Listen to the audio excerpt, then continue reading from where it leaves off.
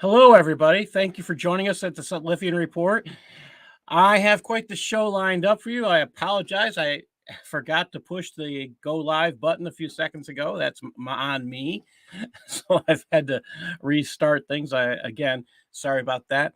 Now, I want to set us off on the right foot. Today, I have asked Brad Johnson to join us, and I had asked and he's a former station chief of the CIA. He's the head of American intelligence reform and someone I consider a good colleague, friend. I'm hoping I'm hoping things go well. We'll see. He has yet to sign in, so we're hoping. Keep this in prayer while you're there, please. Now, this is gutsy. Yeah, it is gutsy because this is going to be an interesting topic. After that, I had hoped Todd Bensman could join us. He responded back a little bit later that he's going to not be here today. So I have quite the topic, and it will be controversial, and it is on the Hijrah. And for those of you who have read my book, you'll see what that means by controversial. But this is a Christian news show, so I want to get straight in to the Word of God. And here we go. Today we're reading Hebrews 2:16-18. For verily he took not on him the nature of angels, but he took on him the seed of Abraham. Wherefore in all things it behooved him to be made like unto his brethren, that he might be a merciful and faithful high priest in things pertaining to God, to make reconciliation for the sins of the people. For in that he himself has suffered being tempted, he is able to help them that are tempted. There is an American saying about walking a mile in my shoes. You can substitute for my, his, her, their, yet it remains the same. It's about judging. You need to understand what the experiences, the feelings, and the whole person before you pass judgment sometimes. The Son of God went into Mary to be born as a man, to experience the pains and humiliation of being a man. He grew up as a man in the person of Jesus of Nazareth. He lived for 33 years. He was tempted. He learned a trade. He worked. He supported his mother Mary after his stepfather died. He became like a father to his earthly siblings. Jesus understands our pain. He chose to be one of us and show us how to live. But more than that, he showed us sacrificial love for us in the way he lived and in his death. Some people think of this huge gap between how these gods that don't really communicate with man, and like Allah, he doesn't really communicate, especially when you read the Quran. But that's not the kind of God that Jesus is. He came in person.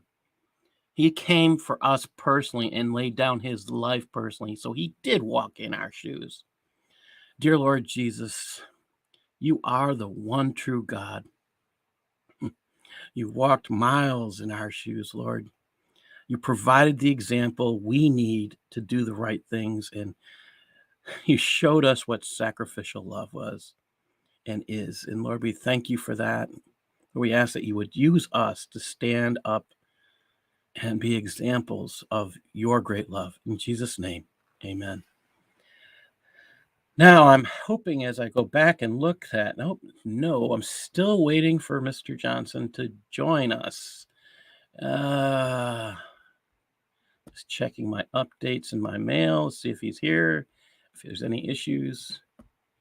And I am not seeing anything. That's not good. Oh, boy. Okay.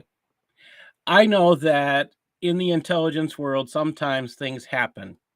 And we're going to give him a few more minutes, and then I'll just head straight into a difficult topic on the Hijrah, which I'm willing to put aside. I do have some other news stories to share while we're waiting here. I don't know if everybody stays up on things, but I try to. And one of the reasons I try to do that is I try to be the best. My children are grown, but one of the things I was always told as a Christian is that I needed to be the best informed, the best source for my children. I needed to be the most informed person. And I do that by not watching TV. I'll watch old videos, I'll watch old TV shows, but I don't have a connection to a TV beyond what's connected to my computer. I don't. So I get my news from reading, and I choose my sources carefully. And this is one of my biggest concerns that I am seeing today, that many people are not choosing their sources carefully, especially on choosing sources that lie to you on a regular basis. I have serious concerns there. Now, I am glad to be back. If I get a hate strike today, I am done. My channel is closed. So that's how risky this is today for me. For those of you who don't know, I've had 2 lying sacks of garbage placed at my feet on this channel. I say lying sacks of garbage because talking about Islamic hate is now considered hate speech. Even when you're pointing out that they're being hateful. So that's why I have, this may be the last show I do. I don't know. So we'll wait and see if I get to stay up. I'd rather tell the truth and then from then on, I'd be on Rumble. I don't care at this point. I'd rather tell the truth. So let me share some of the news I have while we're hoping Mr. Johnson comes and joins us. This one was right off the press, and I had to laugh when I saw it. MRC TV. BLM bails out anti-gun activists accused of shooting at a mayoral candidate. Oh, wait a minute. Aren't they supposed to be for non? Well, let's hear a little bit more about this. This was written by Brittany Hughes, again, and it's published by MRC TV. On February 17th, guess what? That's today, people. A local chapter of Black Lives Matter has reportedly paid the bail for an activist who's been charged with the attempted murder of a mayoral candidate. According to this, the Louisville, Kentucky BLM group forked over $100,000 to bail out 21-year-old Kintez Brown, who's been accused of opening fire with a handgun inside Democratic mayoral candidate Craig Greenberg's Butchertown office on Monday and grazing the politician's jacket in the process. Thankfully, no one was injured.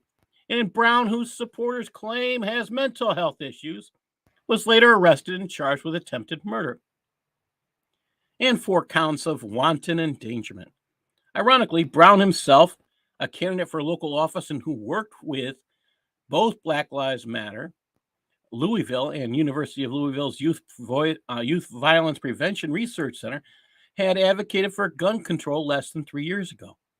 One piece he wrote for the Courier Journal, published in 2019, claimed that Kentucky's concealed carry law shows your life doesn't matter to gun-toting Republicans. The law, he argued, put a price tag on. You have to sit there and wonder. I mean, he's been for banning assault rifles and all these things. What encouraged this young man to go after the Democratic candidate? I sit there and I laugh when I see this, and I am still not seeing Brad. Come on, join in. Because I have other things that okay. He said he would be here. Some of the things you can only do what you can do. Frustrating sometimes when you want to do what's right when you set it up. So here's one of the things I can say that you may find interesting out there, that I'm going to play a video that I just got. I'm betting no one else has seen this. This should blow your mind. I picked this up this week from memory.org. I think I got it today from memory.org. So let me play this. This is something that's happening in Afghanistan right now. I think this will blow your mind.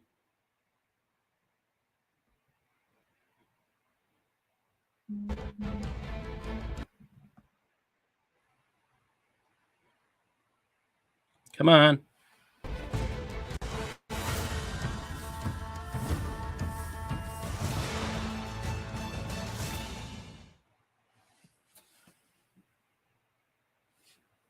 د امریکا جمهور رئیس جو بایدن د افغانستان هغه شتمني چې هلته کنګل وه دی په یو شکل باندې ډیره برخه یې 11 د سپتمبر قربانیانو په نوم ځانګړې کړې ده او پاتې برخه یې وایي چې خیریه مؤسسو ته ورکوو.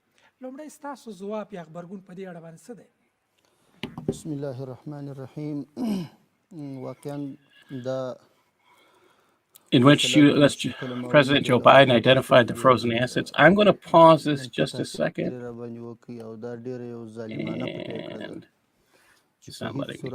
هیڅ یو افغان ته دا د منلو وړ نه ده، بلکې کله چې موږ مطبوعات تعقیب کړي دي په خپل امریکایانو هم دا پرېکړه غندلې ده او د یو منفي عکس العمل سره مخامخ شوي ده.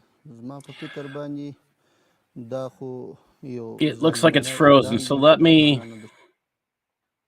me remove this and try again. All right,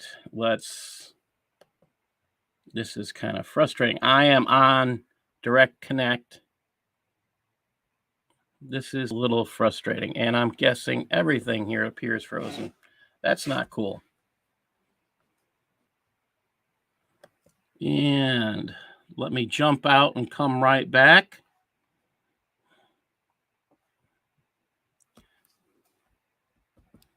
Oh boy.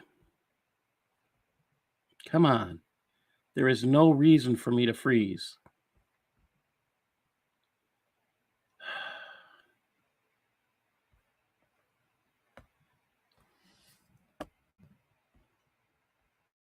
Absolutely no reason for me to freeze.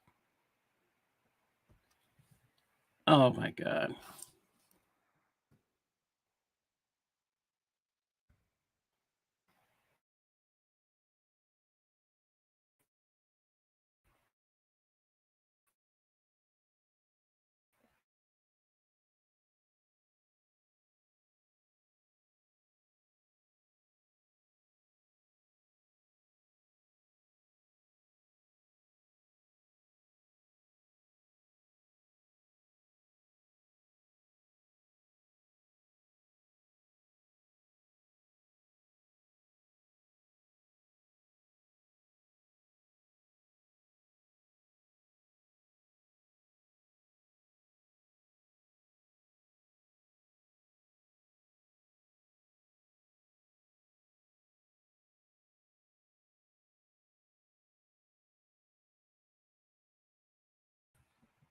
Oh, joy of joys. I don't know what happened. I am directly hooked into the internet, so there's no Wi-Fi issue. I don't know what's going on. It was like the whole computer froze up. I don't know what the deal is when that stuff happens. All right, let me try this one more time. Not having much luck today. Well, you can only do what you can do. All right, so I'm going to play this video. We'll try this again.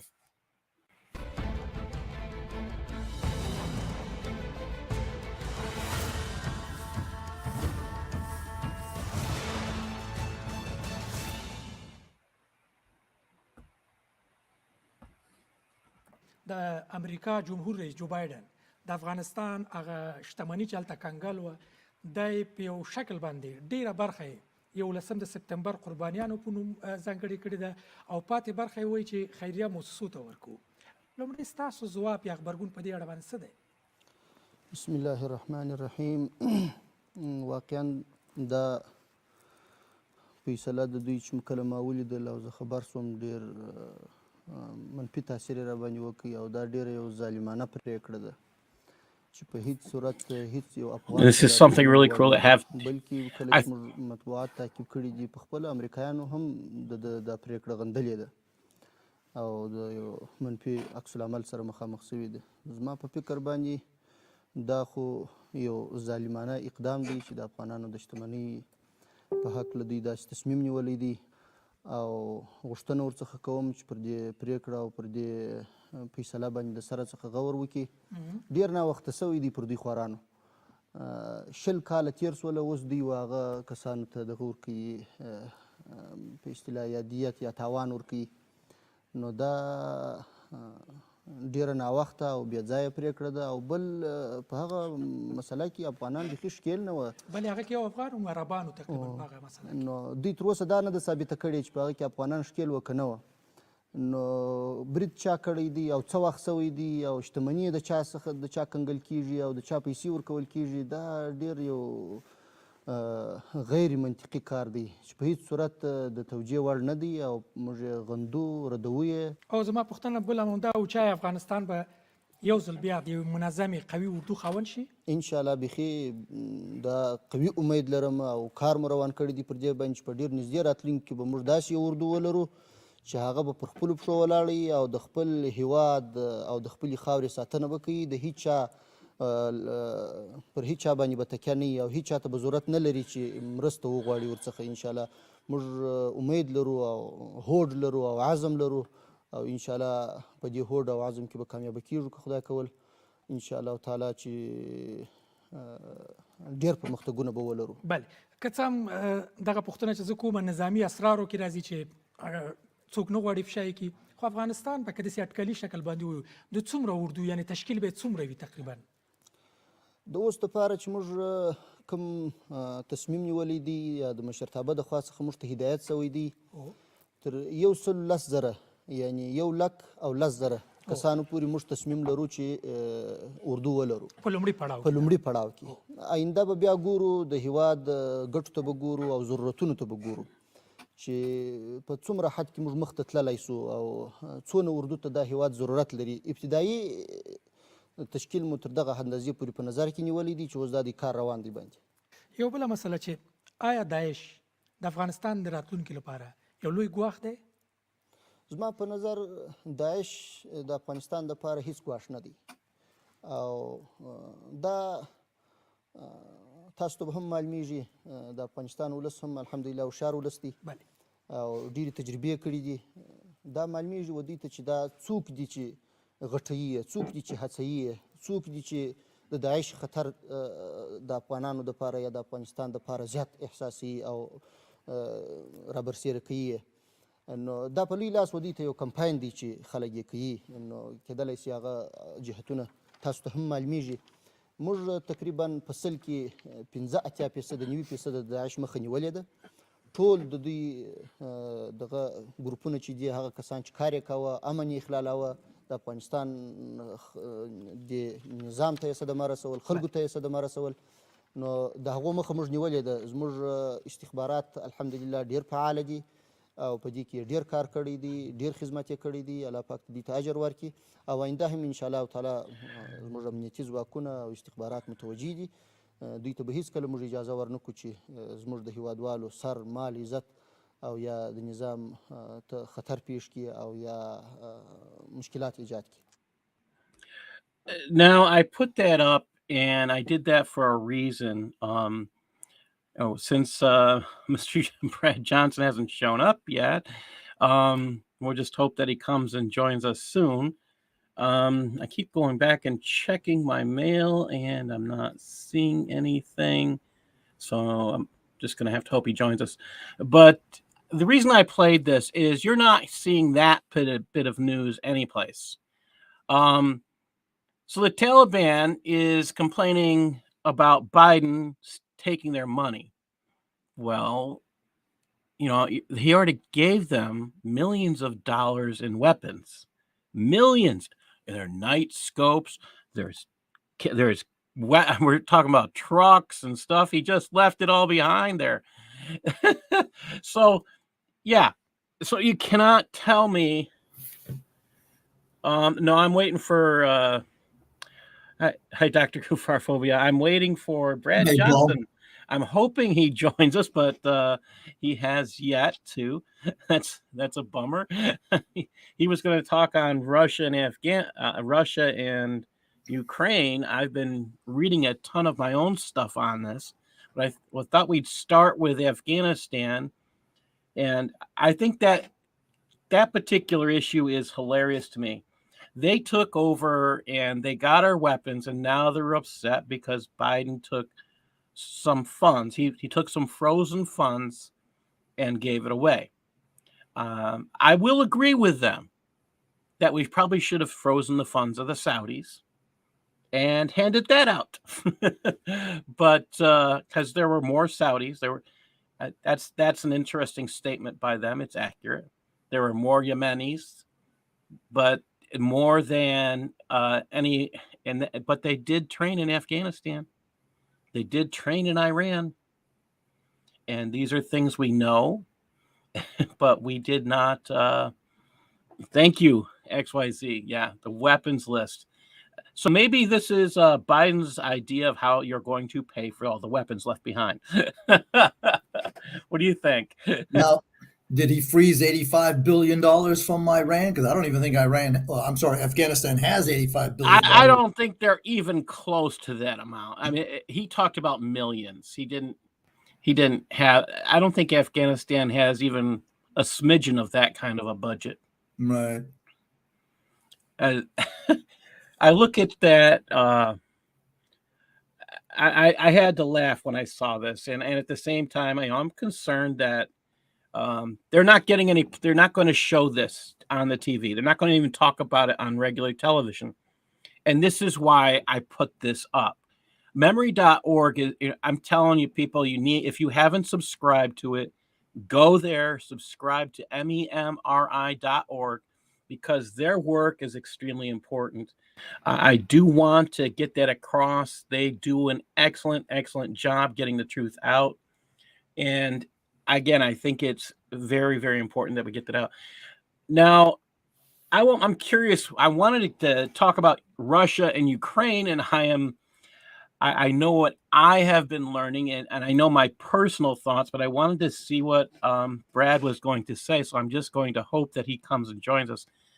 My personal thoughts are that when I talked to Brad Johnson about a year ago, close to a year ago today, we pretty much agreed that since Obama was really in charge, and we call this guy in charge Biden, that it was likely that Russia would take Ukraine, and it was likely that China would take Taiwan. My thoughts today are kind of different because what I'm hearing from people in Ukraine is that they're not worried. They don't think that anything's going to happen at present, even though there's mounting amounts of troops on the Russian border. I don't hear any, at least I haven't heard anything even from the Ukrainians, that would be asking for help. And Biden seemed to be so concerned that he sent troops to the border. That's not our border. He won't send troops to our border, but he'll send them overseas. What did you think about that one? Dr. Kufar? Well, hold on a second. I get these stupid pop-ups. Oh, I'm in there. See, we don't have a problem at our border. See, it's only other people's borders. That's why we also send money to other countries so they can build a border because, it doesn't work. But then again, isn't Washington kind of like border the White House? Don't they have, like nice picket fences with roses? How come that works over there? But no, let's let everybody come in. Hey, we don't even have to check you. Hey, we did the same thing with the Afghanis. Just get them all in the plane. Don't worry about it. That is something I will never. That had to be a plan. This is the one thing people need to understand. We're talking about Afghanistan and how they came here. I have said repeatedly that was a planned bungle for the purpose of bringing 100,000 Muslims here to this country. They loaded people onto that plane. You cannot tell me a military person is not following orders when they let people on without any identification. That's a person following orders. Yep. There is no way they would do that. Heaven and hell would have to freeze before a military personnel person would do that. They had to be given direct orders, and then they had to be given direct orders to put Muslims on before Muslim Afghanistanis on before American citizens. Yeah, but see, it was okay to leave those Americans behind. I mean, I'm pretty sure they could find their way to the border and, go to the neighboring country. But we had to get those 120,000. We don't even know how many, if 120,000 is true, because we all know how our government is extremely honest. My last estimates, there were approximately 100,000 brought to the United States, and then there was an additional and this is where you get that 20,000, an additional mention of 20,000 later in September. So is that where you got the 120,000 figure? I got it from somewhere, to be honest with you. I don't know. I just know 120,000 popped into my mind because that's the numbers that I kept, hearing other people that I watched, saying that, there was 120,000. Is it 120,000? Who knows? If I had to guess, I would say it's probably even more than 120,000. They're not going to tell us. Yeah. They're giving us, so here's the thing that's truthful. Right now, they're giving us a low ball number of 85,000. So I think 120 is probably closer to accurate. That's the low ball number that I am hearing. And that is, as of this past week, I heard the number 85,000.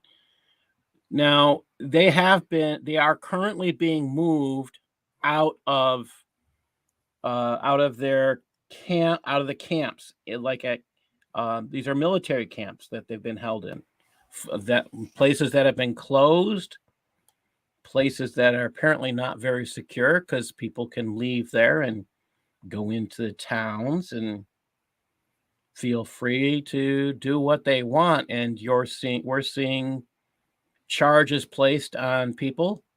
I think I've talked about that recently, and those are major concerns. But that's, yeah, you can actually hear about these criminal charges.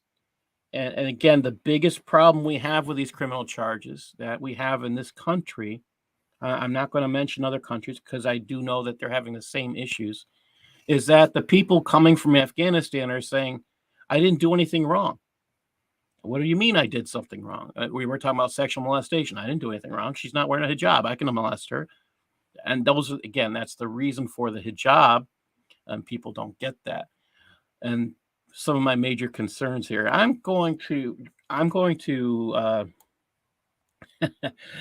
switch over. I did not expect to have this issue so late.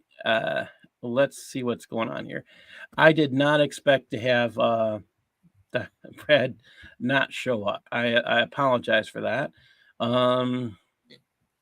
Let me share with you the stuff I have on the Hijrah. I think that this should blow people's minds. Okay. So Hijrah is basically the Arabic word for migration. I have heard recent Islamic scholars who say they know Arabic, who use it for different words affiliated with migration. I get kind of concerned when I see that. I'm more of an exact type guy. I try to be as definitive as I can. And this, my friends, is a secret doctrine within Islam. We don't hear about this today, and there's a reason we don't. So again, this may be my last show on YouTube. I'd rather tell the truth. This is up on Rumble, so if you don't see me next week, go to Rumble, because that means my channel is gone. So if you do not see my channel next week or tomorrow, look for me next week on Rumble. I'm going to do everything I can to get the truth out. Again, let me show you why I say this is a secret doctrine. And I have to get over to the right page here. Okay. So we have had a lot of immigration, al-Hijrah, from places like Somalia to Minnesota. This particular picture was taken where they were outside a school and were protesting food. Yeah, they wanted halal food. They were previously allowed to eat kosher food at the school, but all of a sudden it has to be halal. So they tried to shut down the school district with their complaints, and they're protesting on a regular basis. Now, this is about a year or two ago that this happened. Now, I get concerned again. I'm all for nonviolent protests. I think those are great, but there was nothing that was wrong. There was nothing there, so this is another thing to think about that's going on. All right, so I want to pull out a few things here. Let's look at immigration, Hijrah. I'm going to pull out a few, just a hadith here. It says, this is by Kitab al-Mathal, reported by Timri, also reported by blah, blah, blah. Hadith number 1734. Muhammad said, I charge you 5 of what Allah has charged me with: to assemble, to listen, to obey, to immigrate, and to wage jihad for the sake of Allah. All right, so here are Quran verses. I take these directly from Usama Dakdak's translation. All right, Surah 2, 218. His translation is called the Generous Quran. I do recommend buying it. All right. It says, surely those who believed and those who emigrated and performed jihad. Let's go to Surah 872. Surely those who believed and those who emigrated and performed jihad with their money and their lives for the sake of Allah, and those who gave asylum. Surah 874. And those who believed and emigrated and performed jihad for the sake of Allah. And then we go to Surah 875. And those who believed afterwards and emigrated and performed jihad with you. Dr. Kufar Phobia, we keep talking about what would happen if the Quran got rid of all the repetitions. Would it be a small book? What do you think? Be at least 30-40% smaller. Oh my gosh. Yeah, this is, again, when in the Judeo-Christian heritage way of doing things, when you say something 3 times, that's a number for confirmation. So I put these up. We have 1, 2, 3, 4 verses there that talk about what one of the purposes is for Hijrah. Now, there is a controversy about that, and I'm going to get into that in a minute. So let me just go on here. All right, and this is Usama Dakdak's Generous Quran. I think that is something every person should purchase. There is a newer, updated translation going to be coming out. I don't know when, but he's actually working on updating that right now. All right, and keep going here. Hadith. Yeah, let's see if this is him. Nope. Keep getting hopeful. All right. So this comes from Sahih Becaue. It says, the Prophet said, the reward of deeds depend on intentions, and every person will get the reward according to what he intends. So whoever migrated for Allah and his apostle, then his migration will be for Allah and his apostle.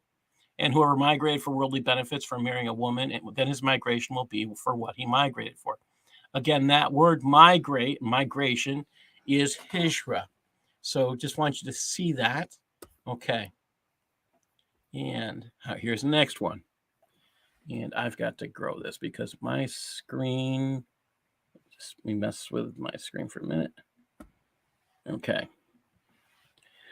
The Prophet said, and this is from Sahih Becaue again, the reward depends on intentions, blah, blah, blah. Okay, I think I have this twice now. Let me apologize for that. You got to pull back over here.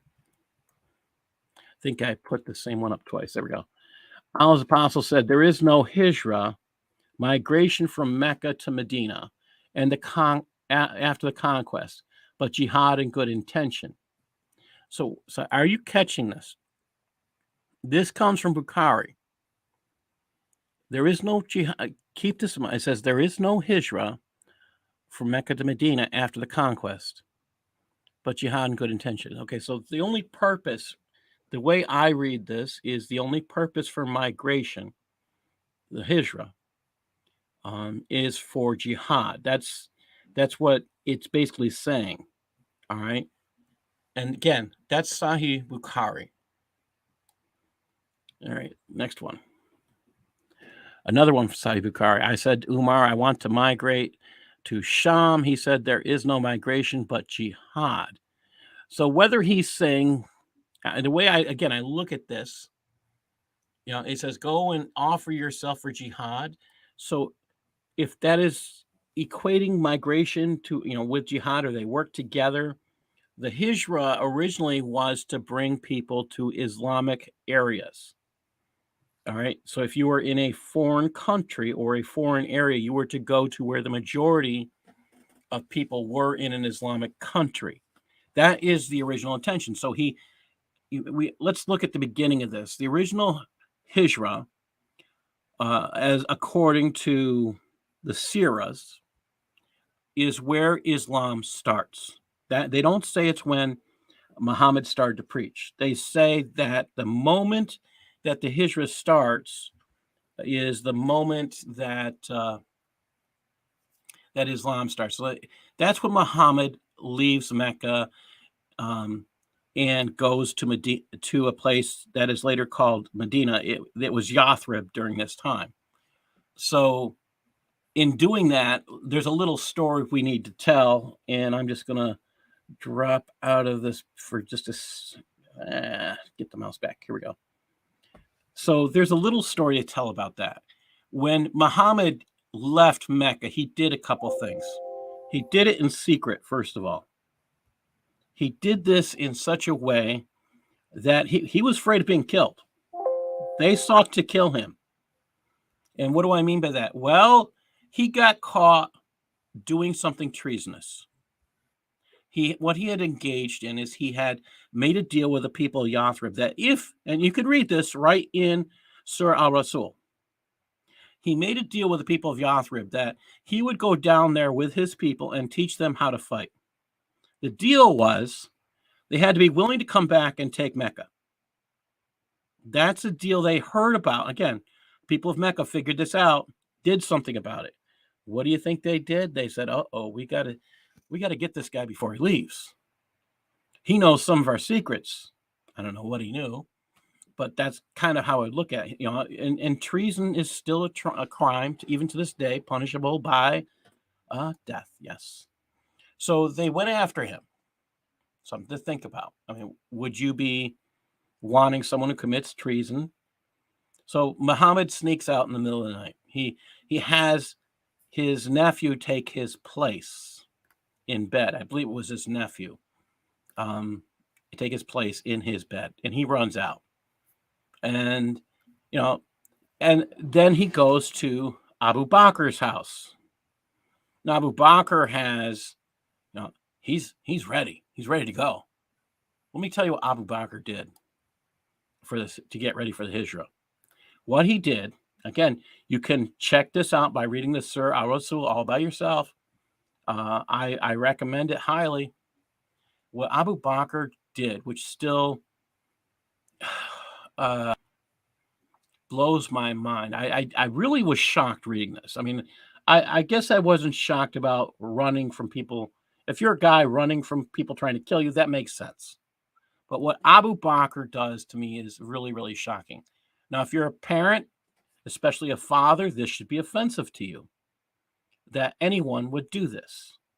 So Abu Bakr, according to the Surah Al-Rasul, again, says he is prepared. He is prepared to go. He gets things ready. Okay. Now, who do you think he prepared to go with? With his family? No. So Abu Bakr took every last penny of his savings and he put them on a camel. He had 2 camels ready. Wait a minute. This guy had 2 girls and a wife, at least one that we know of. And he didn't prepare anything for them. That should make you think. He didn't tell his wife or his children that he was doing this. But When Muhammad shows up, he says, "Hey, I'm ready. We're ready to go." And they take off in the middle of the night. He leaves his wife and children penniless. Now, it just, as a father, that should be offensive to you. That's just how I take that. This is the Hijrah that starts. This is, so Abu Bakr and Muhammad, they're best buds, and they have their night overnight in a cave, and then they head on down to Yathrib. Now, in this trip, this is where Muhammad becomes a political leader, and this is where Islam becomes stronger.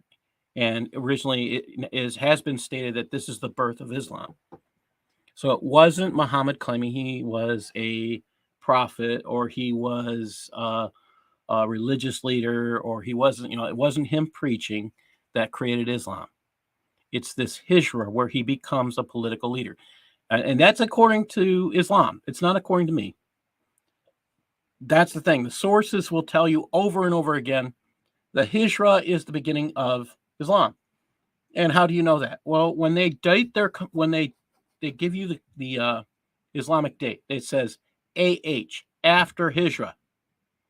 Oh, so the Hijrah is the beginning. Again, check it out for yourself. Don't trust me. Check it out for yourself. So they get there, this Hijrah, and they make this deal. They're going to do something. Okay. Again, the deal is that they're going to go back and take Mecca. Now, when they do take Mecca, then there's a claim after they do take Mecca. And this claim is, now here's the interesting part. The hadiths, as we've read a few of them, say there's no Hijrah after they take Mecca.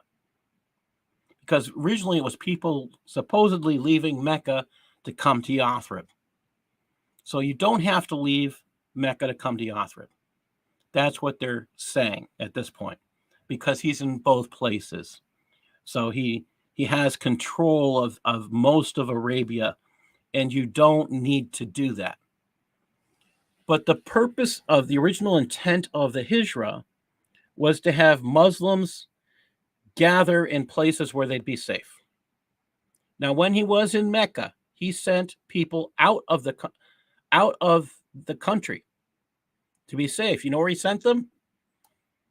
To a Christian kingdom to be safe. Now, the Hijrah has been used over and over and over and over and over and over and over and over again for centuries since this time. And when you start to look at the historical implications of what this means, and that's why I've been showing you these pieces here, that's what I'm getting concerned about. Thank you. Yes, UA, it is Abyssinia. And Muhammad specifically states he makes a deal with that king because that is, he gets permission. They promise to protect him, and it's a Christian king. So that's something to think about. And they come back when they think things are safe. Yeah. All right. So I want to go on from this verse here. Okay. Let's get back here. All right. This is where this is actual. I just picked this up this week. This is the newer piece of research that I'm doing. Counterterrorism misinformation. Now I'm going to show you why this information is wrong. Let's read this one. The concept of Hijrah, which represents Prophet Muhammad's migration from Mecca to Medina in 622, is of great importance in Islam. The Prophet migrated to Medina because Muslims faced persecution in Mecca and found it difficult to practice their religion. Again, that's the stated reason. Now, that's not entirely true. Muhammad had to leave because he had committed an act of treason. So that's the part they leave out every single time. And they do that in textbooks when they teach children. That's a problem. Consequently, in the mainstream Islamic discourse, Hijrah constitutes moving from Dar al-Harb to Dar al-Islam. Not entirely true. We're going to get into that. Dar al-Harb, which literally means House of war refers to lands where the law is not implemented. Keep that in mind. Or where Muslims do not enjoy the freedom to practice their religion. Conversely, Dar al-Islam, which literally means House of Islam, refers to areas under the rule of Islam. The traditional meaning of Hijrah, therefore, is that only Muslims who are unable to practice Islam or face opposition when they do so are obligated to migrate to the lands of Muslims. Again, not wholly true, as you've seen through the hadiths I've just shown you in the scriptures. Now, this is the part that bothers me, this next part. IS, which is Islamic State, however, has exploited the concept of Hijrah to attract foreign fighters. Is a detailed examination of all published issues of Becaue. This article seeks to unravel aspects of Hijrah introduced by the Islamic State. It argues that while Islamic State advocates the traditional Hijrah from Dar al-Harb to Dar al-Islam, the group has interpreted the application on the concept more broadly in order to widen its support base in areas of conflict. Now, here's what I said. This is a flat-out denial of historical campaigns observed and documented in the past 2 centuries. Now, look where this came from. Counter-terrorist trends and analysis. Why is it that I, a special education teacher, know this information, and these intelligence analysts and whatever haven't caught up? Why is it that people who publish this is at the International Center for Political Violence and Terrorism Research, why is it they do not know this information? And this really, really bothers me. And, I had, when I was taking classes in intelligence analysis, I let them know I'm extremely concerned that this is still going on, that they're putting misinformation out. So here we go. How about this one? I got this today. Counter-Extremism Project, the topic Hijrah. It's in the glossary. Okay, Hijrah is an Islamic meaning, migration. We'll agree with that. Refers to the journey taken by the Prophet Muhammad to Mecca. Again, it's not just a journey. It's he had to leave. They ignore the part where he committed an act of treason, recorded in their literature, Sur al-Rasul. Okay, and they were going to kill him because he had committed an act of treason. So he was running away for his own safety. It was not just a journey. Okay. So read this next paragraph. In a modern extremist context, the term Hijrah has been used to describe a foreign fighter's journey from his or her country of origin to terrorist-held territories abroad. Where are those terrorist-held territories? Are we talking about Islamic? Wait a minute.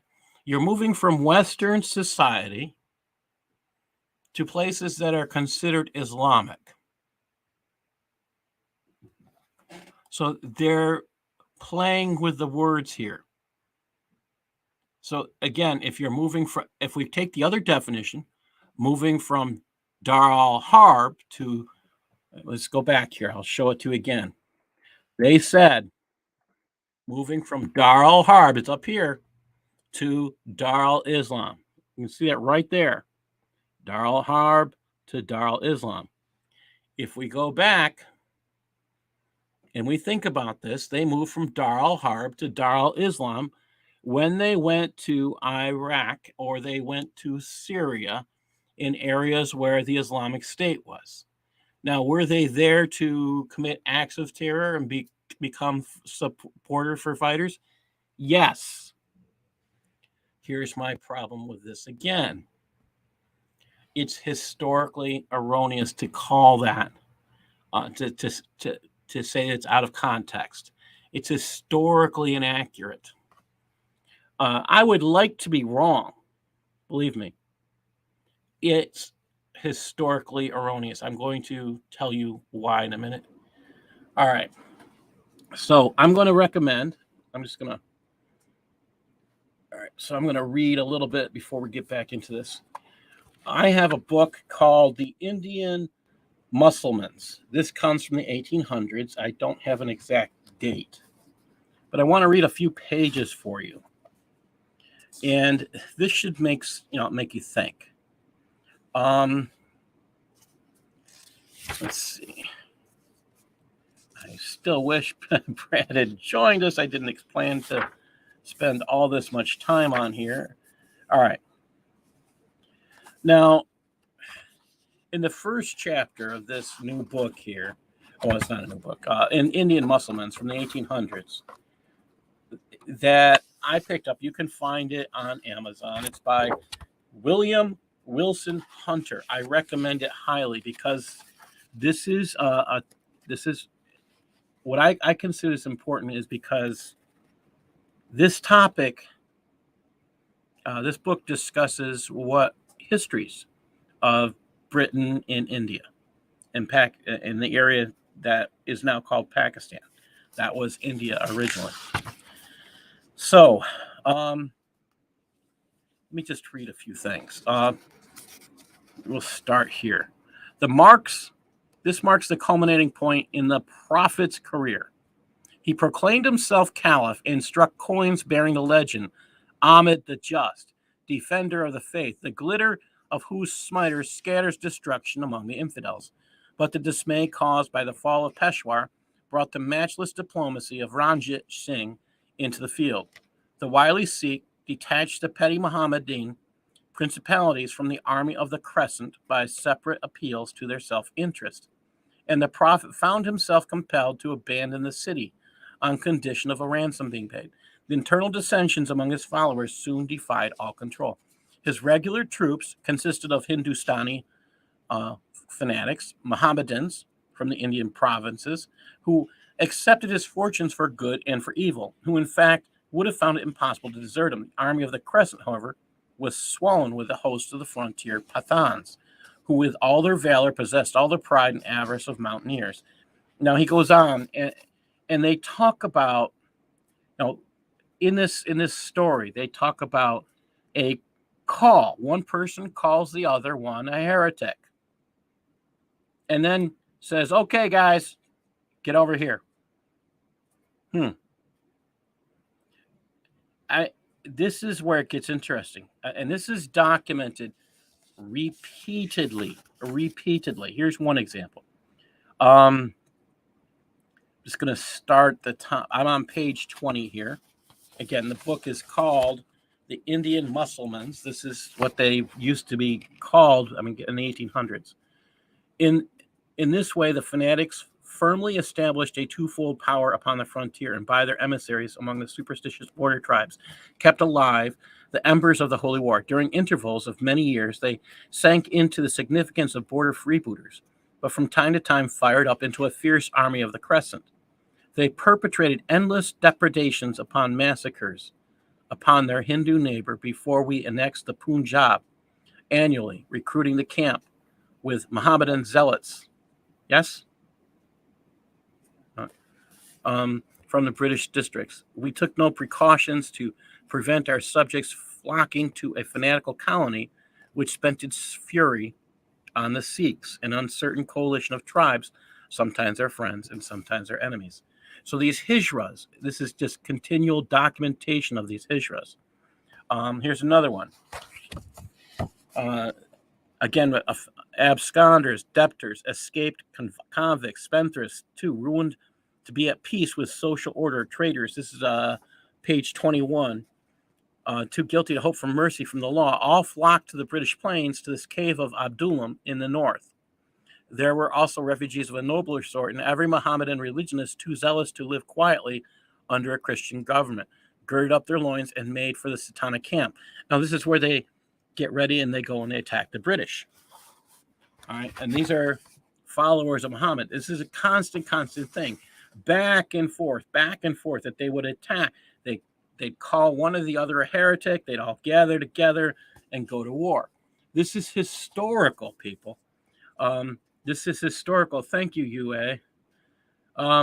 Hindus, this is page 22. Hindus and English were alike infidels in the eyes of the Satana host, and as such were to be exterminated by the sword. Again, this is from Wilson Hunter, The Indian Mussulmans. Again, I recommend you pick it up. There are, I believe, 2 volumes in this set. I have been looking at this kind of stuff for a while. And why do I look at this? Because I wanted to see, originally I had heard about this book referring to Hijrahs, constant ones. And when you read this book, you find out, yes, it's constantly referring to Hijrahs. So Hijrahs for the purpose of jihad. And this was taught openly, even in the 1800s. Yet today, for some reason, the intelligence analysis, the counterterrorism experts have no knowledge of this. And what did they not find? If I can pick a book out of Amazon and find historical accurate books like this, are these people not looking at history? So the next piece I'm going to pull up and share with you should surprise you all. Now, what do I mean by that? This next piece is a video. This is a British Islamic scholar on Hijrah.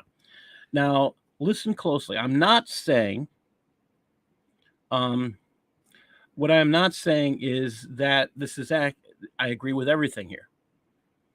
But these are the Islamic scholars are giving 2 sides of the coin on things. So I want you to hear a couple of these things. This is from a British Islamic scholar on the Hijrah.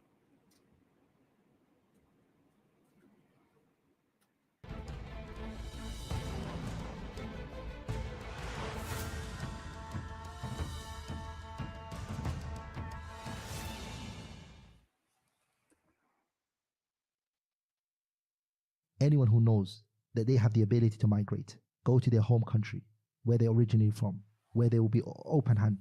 People, their community and their families are ready to take them back in, and stays in the lands of the Muslims. He's athim, he's sinning by remaining in that land. By the way, every single day that he stays in that land, he's sinning. You are giving your children to who? To the enemies who are going to destroy your child's mindset and thinking. There are 4,500 Muslim heritage children in care in Britain. These children are of Muslim. Keep in mind, these are Muslim children. They've been taken from their families, and their reason for this is that the child has gone through abuse and neglect, family breakdown, a parent or child's illness or disability, and lack of family support. And then they say the vast majority are removed by social services on account of harm or profound risk of harm. This child, they're saying, this child has been taken from his parents, maybe because she was forcing him to pray Salah at Fajr time. Maybe because she was abusing him.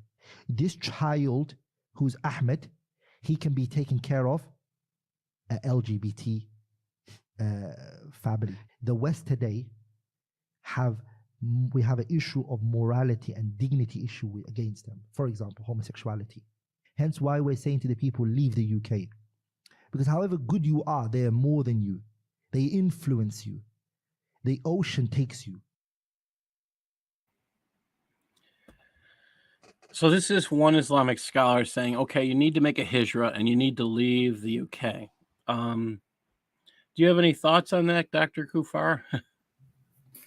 Well, I just think the West has been stupid and not understanding what's going on and how they are, in fact, being accomplices to the Muslims by helping them to migrate here or to the Western countries. Well, in this case, what do you, I mean, there are a lot of things not being said. That it was kind of hinted at. The real reason why these 4,000 people they talked about, 4,000 children were taken away from their homes, and that's, I think, has to be mentioned. What was the real reason these children were pulled out of their homes from their parents? And that has to be abuse. It has to be documented abuse. The children had to fear for the children's safety. So was it sexual abuse? Was the parents beating their children? Were they saying, "Oh, you're going to leave Islam, so we're going to kill you"? There's a lot of possibles there. Would you agree? Yeah. I mean, there's always has to be some reason behind it. You don't just pull children out of a house because the house has the wrong color. Yeah. Yeah. I mean, you don't. It's just not something that's done. So I find it kind of amusing that they would. I mean, just kind of not really address the topic. I kind of surprises me that they didn't. It says something. I mean, that they didn't really do that. And I'm just checking to see where he still has not responded. All right. I'm wondering, I tell him Eastern time, and I thought he was on Eastern time too. I thought he was in Virginia myself, but I'm not sure. All right. So I'm going to play another one. And this one, he looks like a kid to me. I'm 57. This person looks like a child to me, yet he's called a mufti and mufti Q&A. So this next piece should be considered I'll just say it should surprise you. Now it's a kid. Now I say a kid. I don't know how old he is, but I look at what he says and these last few words that he says in this. I know I cut it early, but these last few words are very important.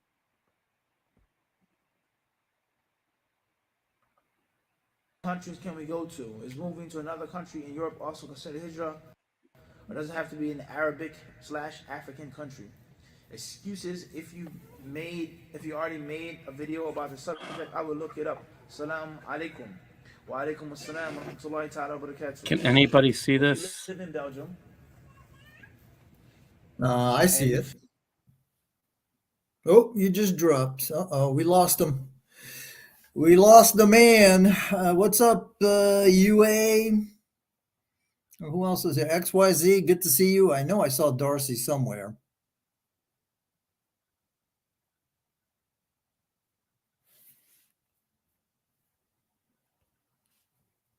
I hope Paul doesn't have to reboot his computer like I did on my last show. I just froze. Sorry about that. This is crazy. I mean, I rebooted the entire thing this morning. Yeah, remember the last show that we did? It froze and took me like 5 to 7 minutes to reboot the whole system. Well, it's nice to have someone else here. So let's try this one more time. You can only win sometimes, so you have to fight all the time. All right, let's try this again. We go to is moving to another country in Europe also considered hijrah, or does it have to be an Arabic/African country? Excuses if you already made a video about the subject, I will look it up. Salam alaikum. Wa alaikum assalam wa rahmatullahi ta'ala wa barakatuh. If you live in Belgium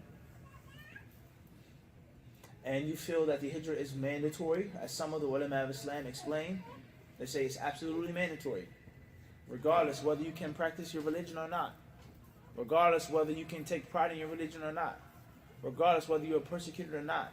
Many of the ulama of Islam, they say that hijrah, leaving the lands of kufr and shirk, is mandatory. Mutlaqan, absolutely. And the concept of increasing the numbers of the people of kufr and shirk, living under their banner, living under their welfare of their care, their kind treatment and care, living among these people, they say that that's haram, period. And that there's something which clearly infringes al-wala' wal-bara. And you can't do it. It's the view of some of the ulama of Islam. And they have proofs and evidences to support this. They say that hijrah is mandatory, regardless.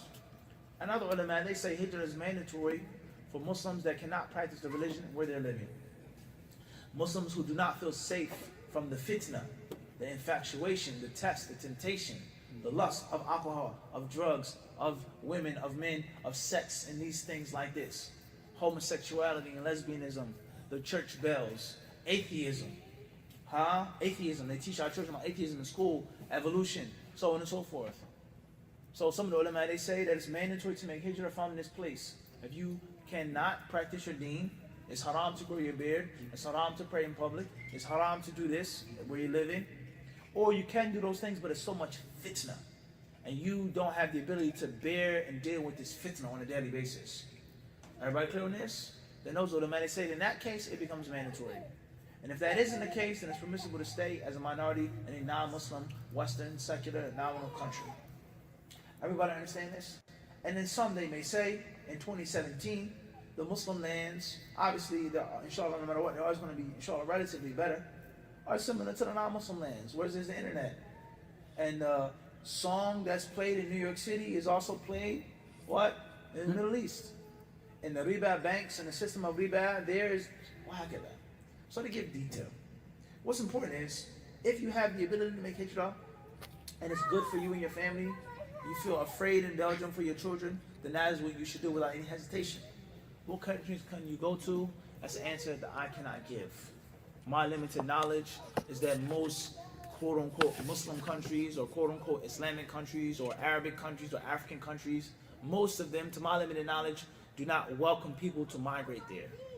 They don't welcome people, do not allow people to migrate there. You can work, you can visit, you can stay for some time, but to migrate and to become a citizen and live there forever, to my limited knowledge, not all, but most countries don't allow this. Most countries do not allow this, all right?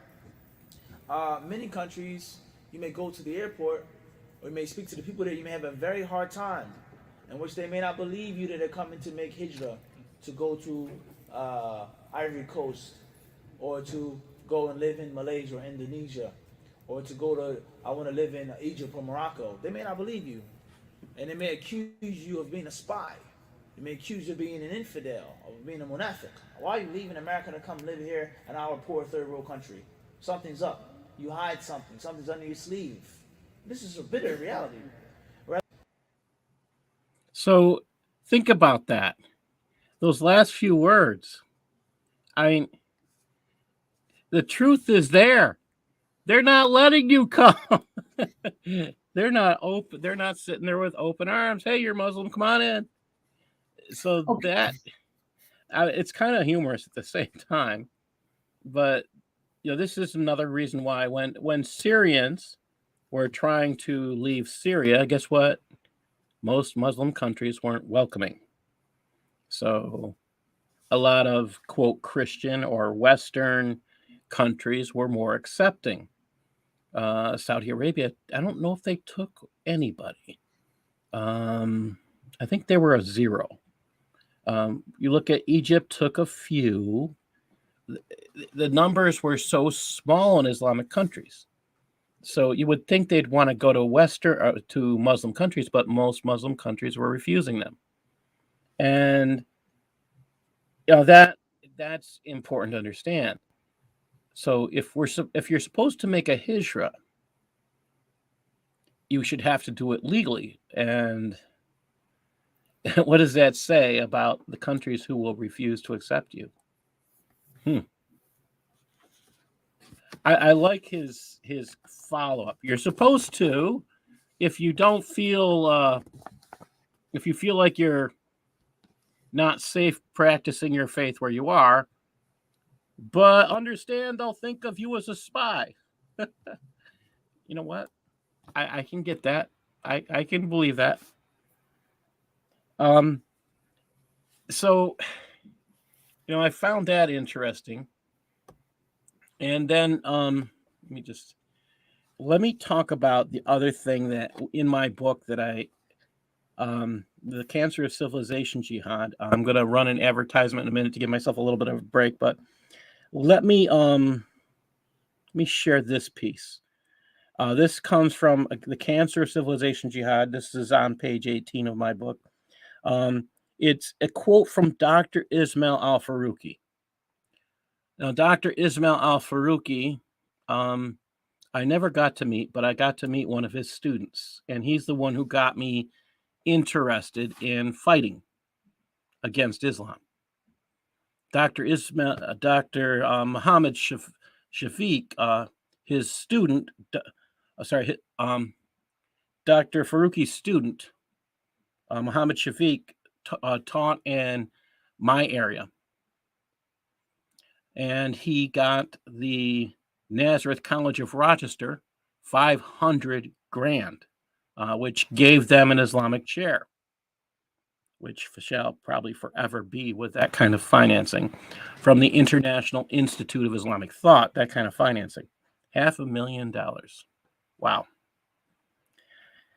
But that's where I'd already know who Faruqi was, because I'd been researching the Muslim Brotherhood.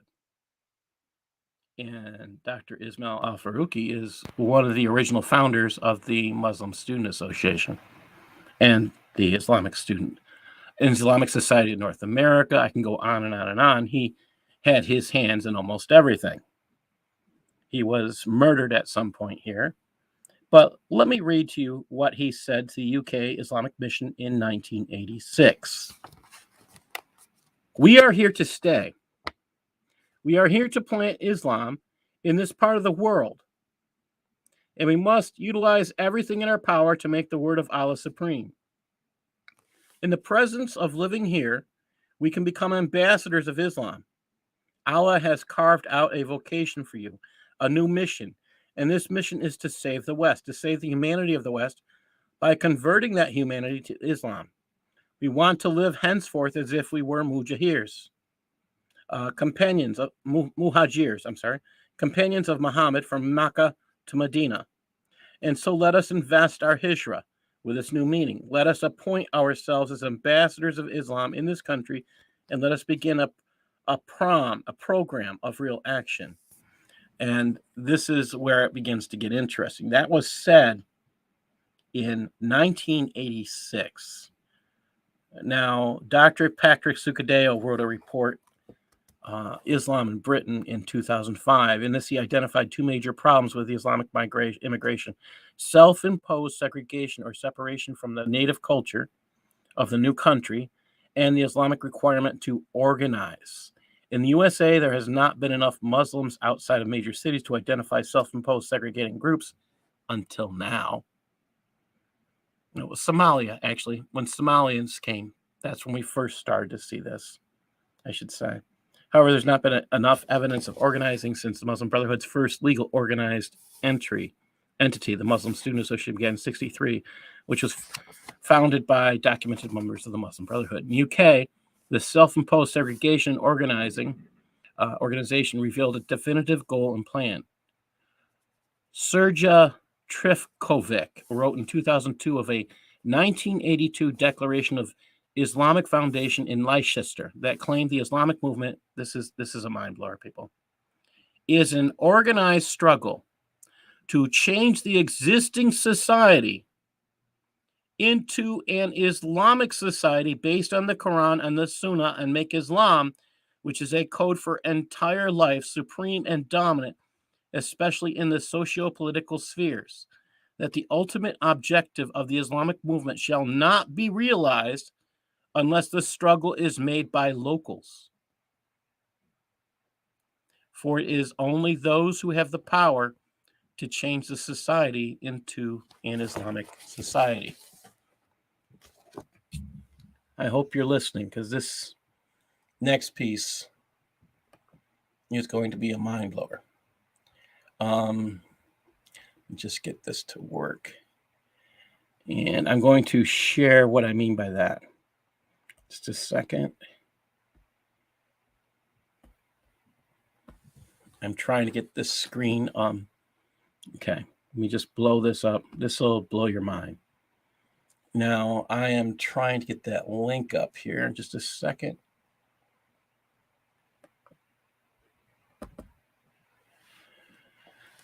And this is the second city in Sweden that will be falling to control by Islam.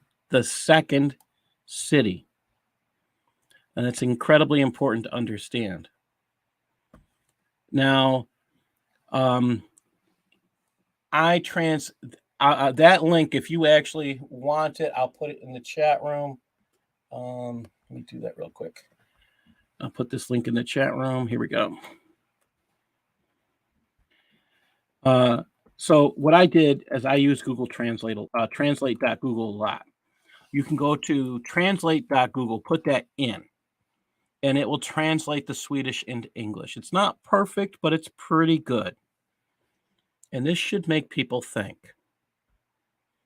Islamist party. I have a problem with the term Islamist. Again, because there's no Islam separate from politics. That's my biggest concern. All right. Look at the date on here, February 9, 2022. This is by Isaac Bowman. All right. And it says, in a Twitter post, the Islamist party, Nayans, declares that they are about to take over the whole of Scania and that Malmo is first out. Well, we do know that Malmo was the first city taken over by Muslims, by the followers of Islam. Naya Dagbladet has previously drawn attention to the party, which, among other things, demands that Islamophobia be its own criminal classification and that Muslims be given a special minority status in Sweden. They've also accused all of their Swedish parties of being racist. The founder and party leader, Becaue Yüksel, doesn't sound like he's too far away. Becaue, let's think about that. It sounds kind of Russian, doesn't it? Has a past in the Center Party, but was forced out of the party after it was discovered he had close contact with pan-Turkish right-wing extremist group organization Grey Wolves. Anybody know what the Grey Wolves are? Dr. Kufarphobia, do you know what the Grey Wolves are? So, for those of you who don't know, I think he dropped out. The Grey Wolves are an organization out of Turkey. They are run personally by, I'll put them back in. The Grey Wolves are an organization run by Turkey's Erdogan, and he uses them as a military wing. This just shows the strength of the Muslim Brotherhood that he pushes. A lot of them are thought to be members of the Muslim Brotherhood. He uses them as a secret police force. And what he's been using them for is to force, like they had all these Syrian migrants in their country, he'd force them into Greece. He'd force them into other countries. And actually, this is what Erdogan has been doing repeatedly. Oh, give me money, or I'll send you more migrants. And this is actually, it's a good question, XYZ. They're not special forces. They're like, I guess the closest thing I could say is Stasi. Secret. They're a secret organization that really isn't supposed to exist, but they do. And when they want to move migrants forward, they'll kill them. And that's actually recorded history, recent history, unfortunately. You do as they tell you, or they kill you. And this is going on in Turkey, unfortunately, probably even today. So this guy that you see us in this that I'm going to show you this picture again. This guy right here is the guy with those connections. That should make you think. And you notice one thing about all these people in this picture. They are mighty what? They're not mighty black. They're not mighty brown. What would you consider them? Look pretty white to me. Yeah. Well, there's one guy who maybe has a Pakistani look over. Right. It's got a little tan. Okay. Tan. Yeah, there's another one with something similar going on here. Again, but these are all, for the majority, mighty white. And that is also because Muhammad was white. and this is just something to think about.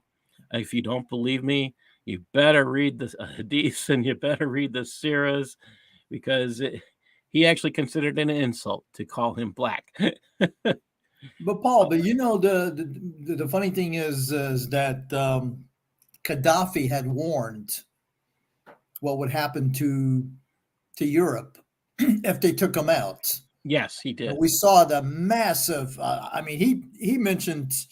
I think when I read it, he had mentioned something about like 500 million. That there would be such a wave, and we saw that wave, and it's still continuing to today. That once we took them out, there was no longer anybody to hold those people back, and they just poured into poor Europe.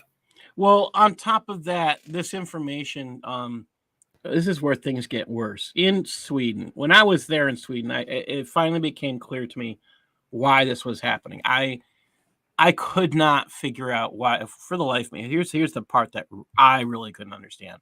First of all, I think if you're majority Muslim, coming from majority Muslim countries, you're probably coming from desert type countries. You're probably not going to want to be in the wintry type zones. That's just my thought process. I mean, if you're like me, I live in New York. Okay, I was born and raised here. I like snow.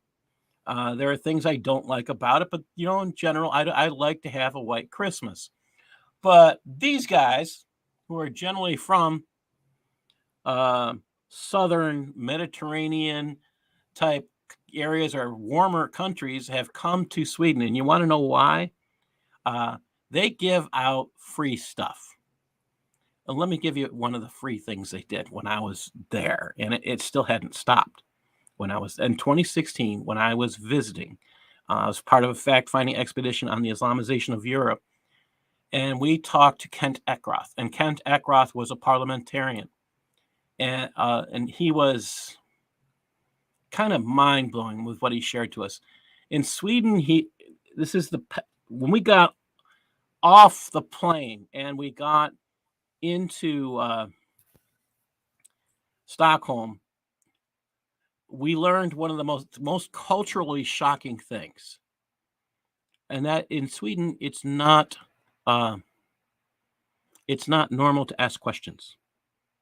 So we were told not to be Swedish. So what was happening at the border is that they didn't ask questions. They would say, they would be asked if, where they're from, as long as they said they were from Syria, because that's one of the standard questions. If you said you were from Syria, if you were purple, green, blue, orange, yellow, whatever, as long as you said you were from Sweden, because they don't ask questions, they gave them citizenship. So they immediately became Swedish citizens, and that is why there are so many here that are able to vote. These are all voting members of Sweden that are here. They could all be running for political office. Those little badges that you see on them show that they are part of a political entity. And this is something to think about. This is one of the foolish things that Sweden did. And I don't know when it stopped. I don't know if it has stopped. But it was a concern. And it's not easy to get to Sweden. So that's another thing altogether. So they did at one point close a bridge to stop people from coming because there were so many. If you go to Stockholm, you'll see a large amount of people there who are, at least when I was in Stockholm, I was kind of amazed. There are no-go zones in Stockholm. There are no-go zones as entire cities. And Malmo is not a place that's actually safe. We've had people come and speak to us who lived in Malmo, and they didn't feel safe. And they were trying to decide whether to leave. One of them was a teacher and talked about some of the things that had happened to his students. And he was contemplating whether he should stay or leave. So again, these are my personal experiences. Let me go on to this next slide. I think this is about it. All right. And I'm just going to pull it. I apologize for this mess. I did not set it up right. And let me just get out of that. All right. Let me go back to that. I'm going to stop sharing for just a second. And I'll go back and fix this. The joy of putting everything together. Sometimes you make mistakes. All right.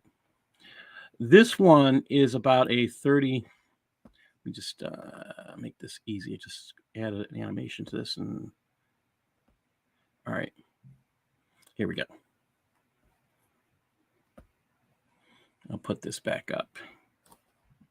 And oh, joy of joys. Doing things sometimes when you do things, you just got to fix them. Okay. Share screen. And one more time. So this is an article from France. Medical student killed, her ex-companion sentenced to 20 years in prison. This came out February 4th of this year. 34-year-old Sudanese man was convicted of killing his former girlfriend with 20 stab wounds in September of 2019. Now, it's this girl. She was a true dyed-in-the-wool liberal believer. And when I say that, she went out of her way to make life better for people that she believed were not safe. She was like I said, a true believer. She did everything she could to make refugees happy. She spoke to everybody. She worked with refugees for a living. And what happened was this 34-year-old Sudanese man who took on this younger girl, he got in a lot of trouble because he was being broken. She was breaking up with him. She was going to say, get lost. And she had actually just said that. And here we go. Here's this last piece. Sudanese, now 34 years old, guilty of the murder of Audrey Cognard in September of 2019 with the aggravating circumstances of having been her partner. Advocate General requested 30 years in prison on Friday morning. Mr. Boss did not kill her because he loved her. He killed her because he was losing his position, said the magistrate.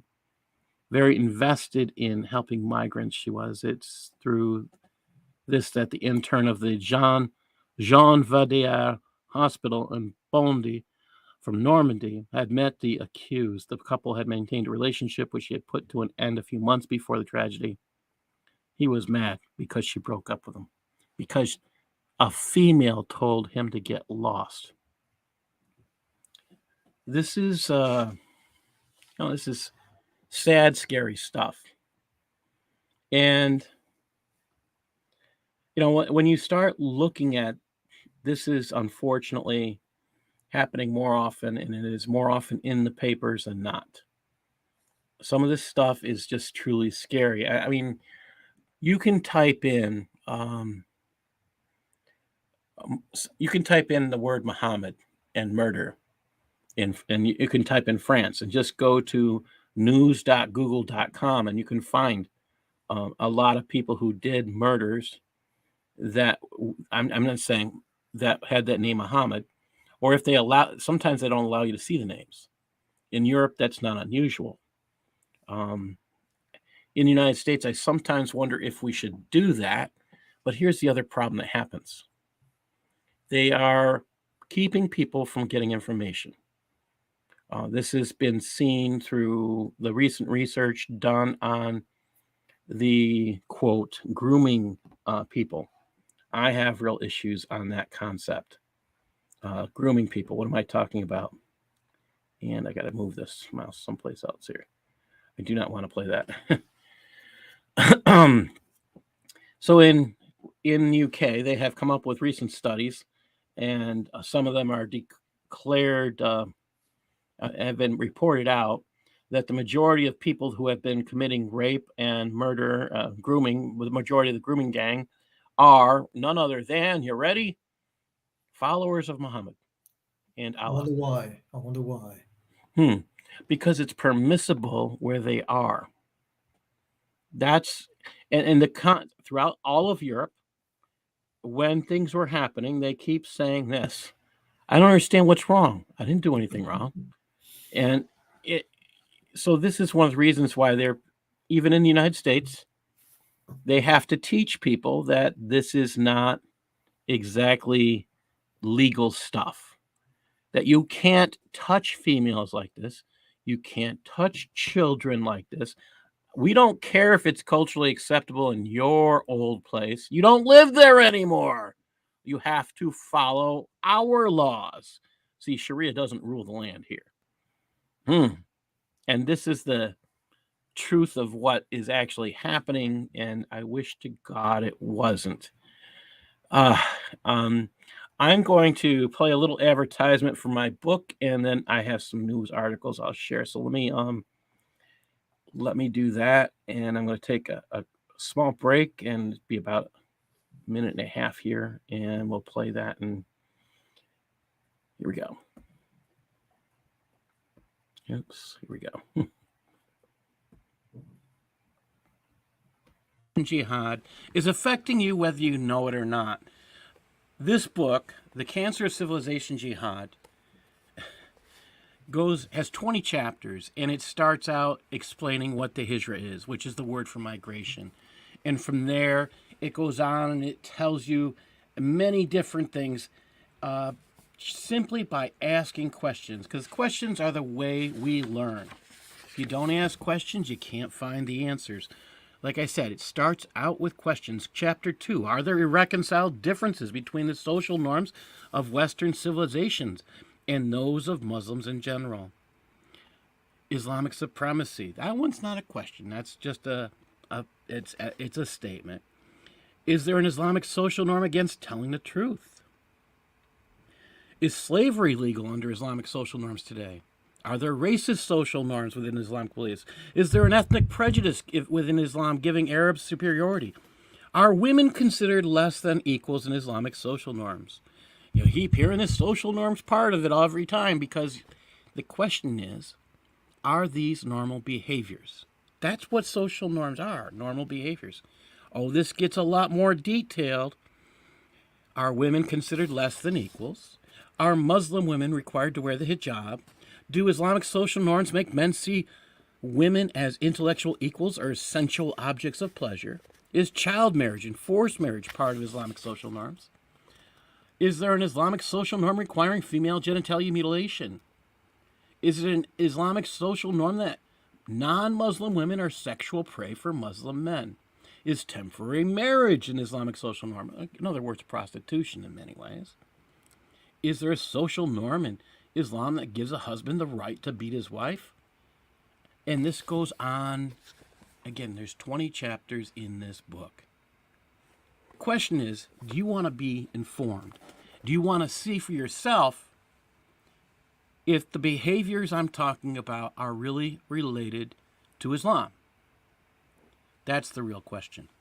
If this sounds interesting to you, please go to Amazon or smashwords.com and pick up your paperback or your ebook today. Thank you. So I have a few other stories out there that I want to share, and some of these are off topic, some of them are. Now, the reason why I am doing these little pieces of chapters is because there's 20 of them in this book, and I swear I could do. I understand why Robert Spencer gets a little frustrated, because he feels at time you see that he'll sometimes put out an article where he feels like he's repeating himself over and over again. You can see that he looks like he's tired from saying the same thing over and over again. And that's kind of how I feel sometimes when I look at the news. Why do people not see this? I'm beyond understanding in this, and it's kind of frustrating. So that was why I bring up the Hijrah. It's big, and unless we do something about it, we're in trouble. So here's another one I'm going to share. Let me see if I can share that screen there. All right. And we'll just get to share this screen here just a second. The joy of doing things. Let's see, Chrome tab. Here we go.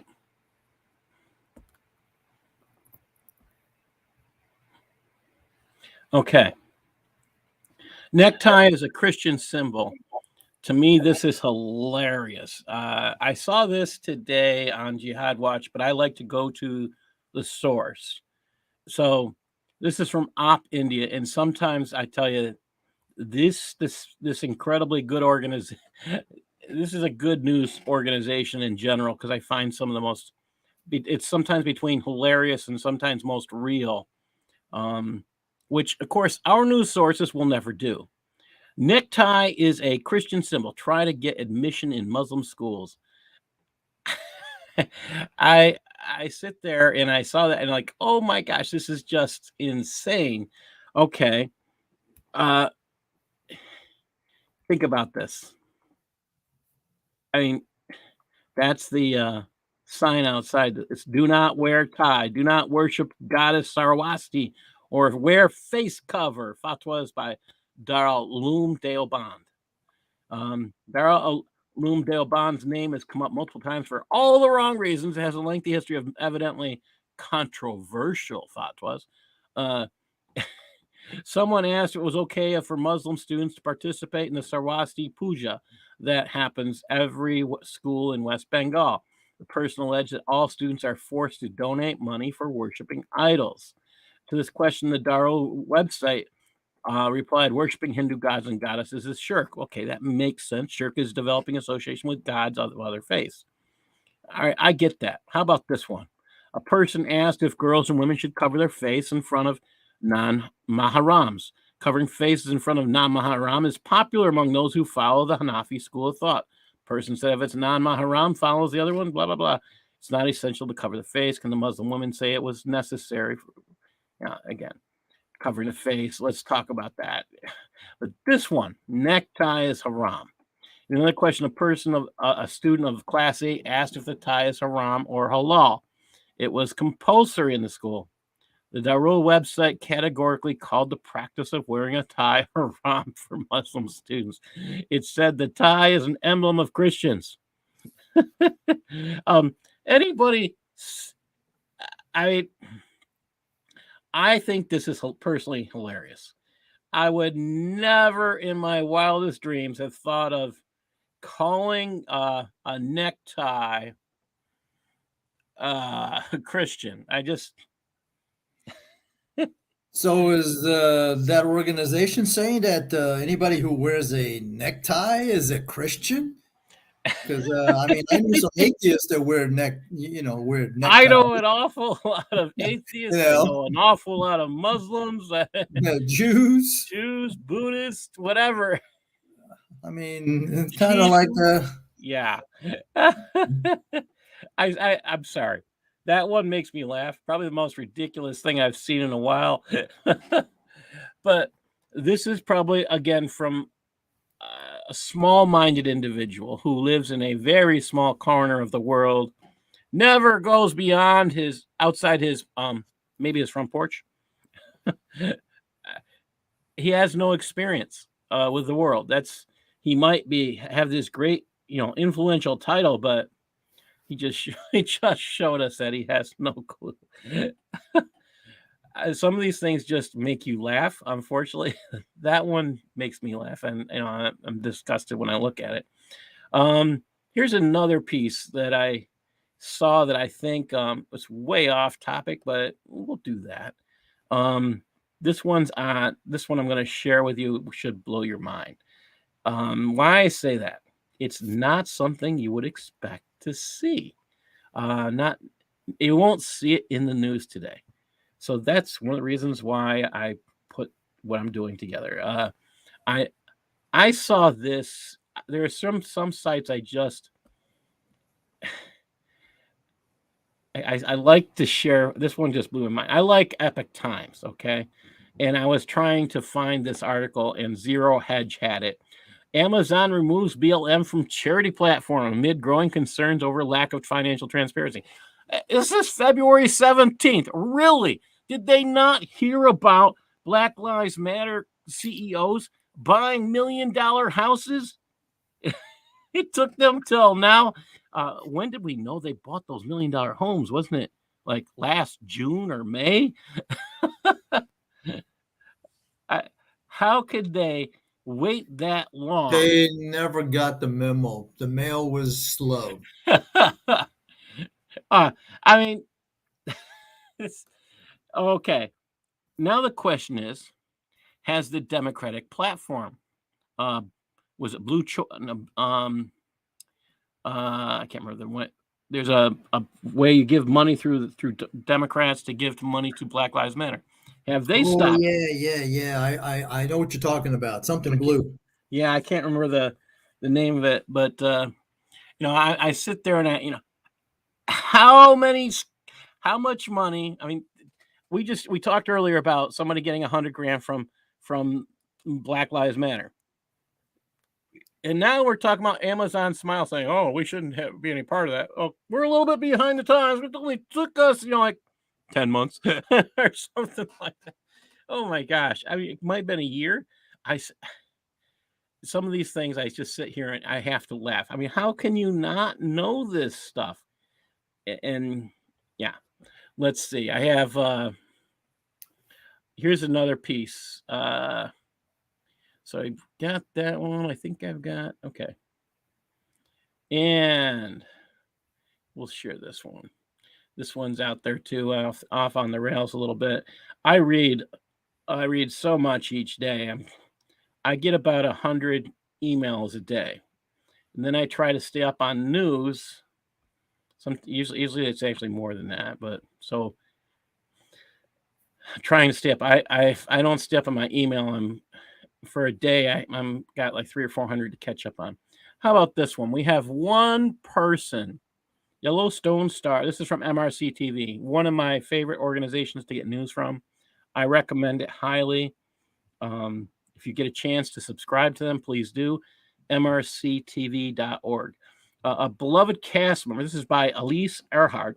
A beloved cast member of Paramount series Yellowstone was proving personal integrity is still possible in Hollywood. On Wednesday, February 15th, Forey J. Smith, who plays senior ranch hand Lloyd Pierce on Yellowstone, took to Instagram to announce he will not attend the 2022 Screen Actors Guild Awards due to the ceremony's vaccine mandate. One guy with integrity. Oh my gosh. Screen Actors Guild requires all attendees to be fully vaccinated with a COVID-19 vaccine plus a booster. If eligible, you'll need to submit a negative lab-based COVID-19 PCR test within 48 hours of the individual's first appearance on site. Additionally, completion of negative antigen tests the day of the event will be required. That's an awful lot of pushing and pulling and stabbing. One guy with, why does it take? I mean, we actually have medically documented information right now. It's in the American Journal of Medicine. It's in, I mean, that is starting to say the jab is not safe. And then on top of that, this week, we know that Pfizer, I think it was Pfizer. No, it was FDA. Got interviewed by James O'Keefe unexpectedly. They didn't know they were getting interviewed. And James O'Keefe's staff is what I should say. And they admitted to some things about what they have plans for you. And so my suggestion is, because I do not want to have my broadcast banned on that alone, is I'm going to tell you to go to Project Veritas and watch that last video. It's shocking. It is utterly shocking because it's plans. It's a 12-year plan, people. It's a 12-year plan that they've got, and it's currently on its way through. And so it's not a 16-year plan anymore? They've cut 4 years out? Well, the way I read this plan, they talked about 12 years worth of shots. Yeah. They want to make it mandatory every year. Yeah, good luck with that. And this is going, and when you find out how things are now being approved in the FDA, again, I recommend watching the video. The person who was in charge is in charge of who they're talking to is the person in charge of emergency authorization. And the persons who are paying the people in charge of emergency authorization is not the government. Let me guess. Does it start with a P? It starts with a P. It starts with an M. It starts with just about anything that has to do with private corporations that work in pharmaceuticals. And they pay for the people who, oh yeah, there's a lot of money flowing in there. And this guy was openly, I mean, I'm pretty sure he didn't know what he was doing or to who he was. You know, I don't care if he did or didn't. My biggest problem here is that what does it mean when they are so boastful that they're receiving funds that compromise their ethics? What does that mean about the people who are in charge? That really bothers me. But I don't know what else to do. It's time. This is the stuff that, I mean, Dr. Kufarphobia, you do your own research. When somebody gives you something and you say, you know, we do what Reagan taught us: trust but verify. Sometimes we have trust. I have sources I trust. I like MRCTV. I trust them. Jihad Watch, I trust them. Here's the thing with Jihad Watch, I'll do every time. I will go to the original source every time because I can, and they make that possible. MRCTV, I generally go, if there's another source, I go to the original source. Always go to the original source. Sometimes, you know, you get a story. I used to like Breitbart, and I'll be honest, I don't anymore. What I was finding with Breitbart was that the original source was being somewhat copyright violated by Breitbart, so I stopped using it. As a writer, that really is a personal affront to me. They would just translate, or I have issues with that. That's me. And that's one of the reasons why I'll use translate.google. So, I mean, if I can't get it translated, I'll have Google do it for me automatically. It's nice when it's free. There are a lot of original sources out there, people. We've got to stop trusting people to be our best source. We've got to be our own best source. We have to get the truth out. We got people out there screwing us over, telling lies about what Christians believe. One of them is Rick Warren. And thank you, XYZ. These interfaith dialogues, exactly, Dr. Kufarphobia, exactly, are dangerous. They are extremely dangerous. I saw this as a child. I got involved fighting interfaith stuff as a teenager. I wished, you know, I had no idea I'd be still fighting them at the age of 57. I had no idea how evil this stuff was. I saw it. I went to a seminary to visit, to use their library locally. You know, there's a Rochester Colgate Divinity School. I went in there one day. On the wall, they had a sign for a gay choir. Say what? Yeah. And then on another poster on the same board, there was a poster about using stones for healing. We're talking about New Age movement in the same seminary. And, you know, the nicest thing I can say for this particular seminary is its library. I loved its library because I was a Roberts Wesleyan student. I had access to its library, and I could find books from the 1700s on the stacks, and not having to go to the I didn't have to go to the rare book room. That's how filled this place was with old books. So I don't know if you love old books, but that's me. And just finding all this information from the 1700s would blow away some of the idiocy of today. And that's where I loved it. You could find Puritan writings. You could find, I mean, the stuff I found was just mind-numbing. I want to say thank you for joining us, everybody, and thank you for being here. Dr. Kufarphobia, I'm really grateful you came. My pleasure. Get out there, do your own research. Please share this. Please share what you saw today. Please share your knowledge. Get out and tell people the truth. Don't let anyone steal that from you. God bless you all. All right, God bless you.